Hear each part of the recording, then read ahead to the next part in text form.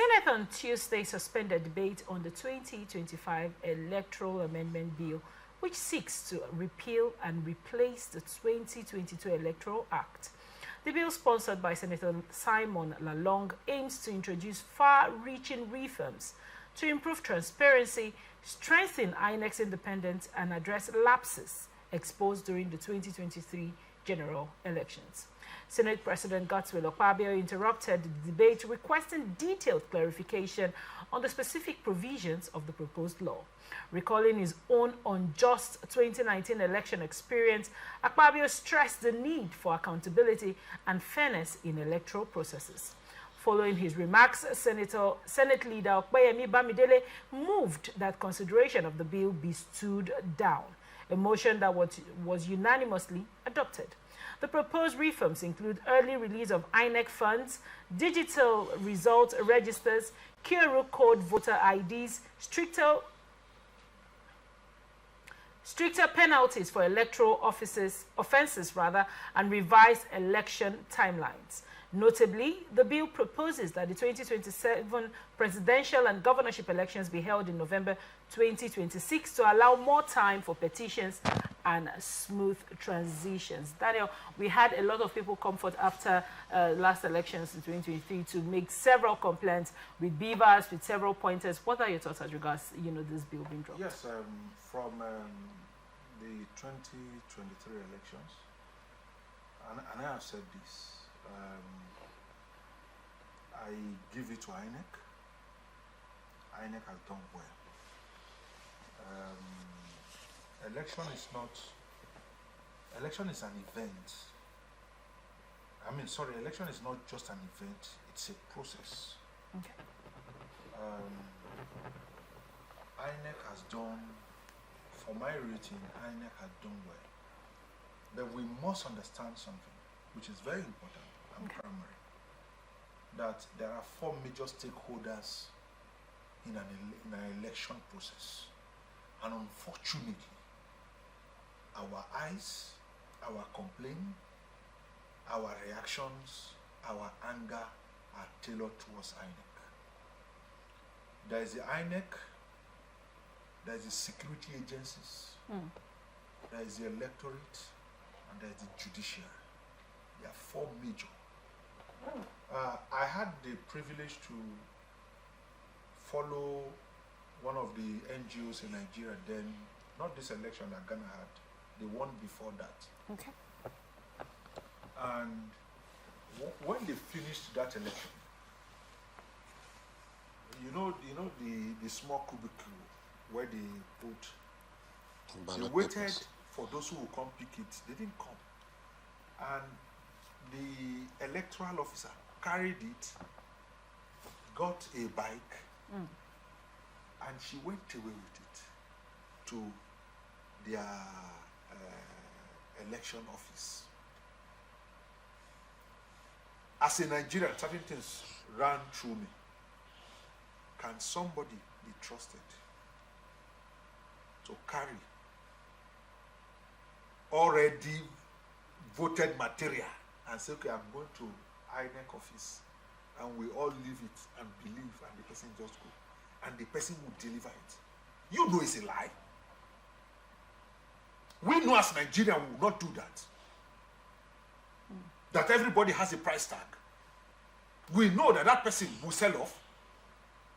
We know that that person's interest is somewhere. So that is not INEC. That's first the individual as a Nigerian. I'm telling you the Ghanaian experience.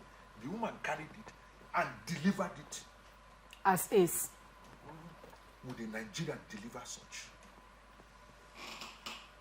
INEC in Nigeria had gone to Ghana, had gone to Liberia. I think currently Senegal, on how elections should be conducted. They have given their part. They have helped these countries to see how to perfect their elections. But why is it not working here? Valid questions. No, I'm coming. I'm heading somewhere. Okay. In all of this, INEC's job is not security. That's not INEC's job. That people broke into somewhere with guns, or people force INEC officers to write results at gunpoint. That's not INEC's job. That's the job of the security. And so you and I would turn around to blame INEC for that? No. But the beavers not working should be INEC's job. No, beavers. Let's get this clear. There is the work of the beavers and the work of the IRF. The complaint is not purely about beavers. It's about the IRF. The IRF's job is not officially for coalition. No, that's not true. The IRF is for us to see what is happening. It's not meant for coalition. It can't be admitted in court. Are you saying the political parties do not know? The beavers is to authenticate you. Is to say, look, let's do away. When we started elections, or when I began to know elections, let's even start from 1999, that the elections that brought in Olusegun Obasanjo, the number of votes is more than the number of people who registered in Ogun State. And INEC has been able to move that. Those days you see ballot papers coming, for example, from Bayelsa entering Port Harcourt, River State.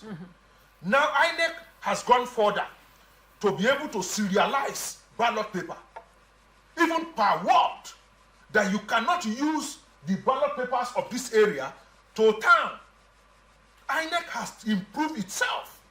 Has Nigerians improved themselves? Has the police improved themselves? Has the judiciary improved themselves? But all of this, we blame it on INEC and say INEC has not done well. That's not true. The beavers was able to fish out ghost voters. Those days we used to have several hundreds in some polling units. The beavers was able to reduce the authentication to just about few, where people, those days that especially in the Niger Delta, they will tell you that city, when you have more people, the results that will come in from the riverine far triple the results that we have in the city. And so everybody, after city election, everybody will begin to wait what is coming from the riverine. INEC has been able to purge itself for some of these things. But I tell you the truth, that stakeholders in an election is not just INEC. The police is there. INEC won't do the work of the police. Are you saying that rigging took place without the police knowing? Remember also that the police has a copy. Have you forgotten? The police has a copy. INEC has a copy. Once every election is done, police has a copy. That is what the police, the Supreme Court did in Imo case election, right, where Rochas Okorocha brought in to say, look, there were certain votes from social place. They were not counted. 380 police. They were not declared. And what the Supreme Court did, Supreme Court called for the police on to check if it is true. And the Supreme Court found that it was true, that the result given to INEC, result given to political parties, and result given to police. Don't forget, it's not only INEC. That's why when people look at INEC alone, INEC over the years has improved. Have the electorate, in all honesty, improved? As the police improve? As the judiciary improve? Don't forget, all of these that INEC do is subject to test. So, but we are too lazy enough to, our blame is, INEC. No, go and check from Obasanjo's time to now. INEC has been able to change, serialize, done a lot of things. What Beavers did is just to authenticate to Beavers don't do any other work. That this is Daniel Momo. Daniel Momo bring this. My thumbprint matches what I bring. IRF is just for us to view. IRF cannot be admitted in court. People know that. And in everywhere, there are glitches. Recently, I tell you, 3 weeks ago, you can Google it. I'm on live TV. Canada has stopped electronic voting. Canada is going back to manual voting. Canada. who will say we are looking up to. Canada is now going back to manual voting. Right. So for me, I think the idea of putting all blames is to say that we are not ready to move as a people, as a nation. We are not ready to move forward. Thank you so much, Daniel. Emmy, now the Senate has halted, the debate on the Electoral Amendment Bill. And Daniel has come to say we can't put all the blame on INEC, right? Everybody knew that the IREV was for viewing. I personally had problems with beavers when I was trying to vote during the last elections. But well, let's go through this. Let me get your thoughts on this. We ask, what actually do we want as Nigerians? What do we want? How long shall we continue to pretend as though we want the right thing? Why, by our actions, we don't want the right thing? In 1999, when we returned to democracy, an electorate were able to vote in polling unit A, and still go to polling unit B, and still cast a vote. You go to polling unit C, you cast your vote. You can even travel from that your unit and your area to another area and still vote. That was how we started. But it's the same today. We have been changing our electoral laws since 1999. We have been amending. Have we changed? Why are we still like this? But we have gotten better. We've gotten better, right? But now we are still amending. Is it just the laws? What am I driving at? In the eyes of political science, there are various lenses through which they used to view society. Okay. The actions and the rules. There is one they call structural functional analysis. There is another one they call the behavioral analysis. Okay. Over the years, Nigerians have been dwelling on that structural functional analysis. Prison. We'll be talking about the rules and the function. Oh, the law. We need to tinker with the law to accommodate another reality. Let us amend. Every year we are amending. Every year we are amending Constitution, amending our Electoral Act. Yet we are not improving the way we ought to. Why is that? It's because we fail to look at the nitty-gritty of the problem that we are facing. And that is what the political scientists call the behavioral lens. Rules can only look at, okay, the law that set up said this, and the man that is occupied, his name is like this. What about the behavior, the attitude of the person that is either to strengthen that institution or that system or destroy that system? That is why they came up with that analysis, that argument, that it is not enough to be looking at the rules and the role. Let us look at the behavior. Most of the problem we are facing today are centered on our attitude and behavior towards elections. Daniel Momo mentioned something. It's all about INEC. Yakubu Mahmoud has failed. Oh, what happened in 2023 elections? Oh, what happened in those states? Because he didn't favor them. So everything that happened is wrong. The responsibility that others need to perform, they are waiting for INEC to perform that responsibility, to play that role.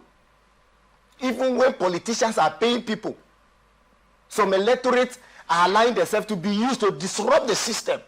At the end, they will blame it on INEC. As though INEC has a gun, that INEC will begin to shoot everybody. Why are we like this? Why? At a time when Jega introduced this card reader, it was a noble idea. We celebrated it, that yes, this is going to curb overvoting and the rest, which indeed it did to an extent. But Nigerians still find a way, like politicians and others still find a way to undermine the system. And Jega came with the idea of incident form to back the card reader. Yakubu came and said, let us improve. And yes, he introduced the beavers. I knew that during elections, there is a particular local government in Delta State. If you go there, you can count the houses that are there. But on election day, the number of votes that will come from that area, you'll be so intimidated that the larger local government that are populated with more people combined cannot equate the vote that will come from those local government. But when Beavers was introduced, check then and after Beavers. You saw the difference. The issue is not just about INEC. They say Yakubu change results. INEC, change those results. What happened at the polling units? Oh, they were supposed to transmit results real time. You know, Nigeria. And hold on, the misinformation that is still dwelling in the minds of so many Nigerians. Till today, they don't want to accept correction. So I will say, in my polling unit, results were transmitted electronically. Through what means? Did you vote on the Beavers? Did you cast your ballot on the Beavers? So how were results transmitted? You see the lies that they have built all over the years, and today they are just blaming INEC. I'm not saying INEC is perfect in all their actions. We need to improve. Yes. But the people, the behavior that we are exhibiting, will it allow any improvement if it is introduced today? At what point they should come and tell us?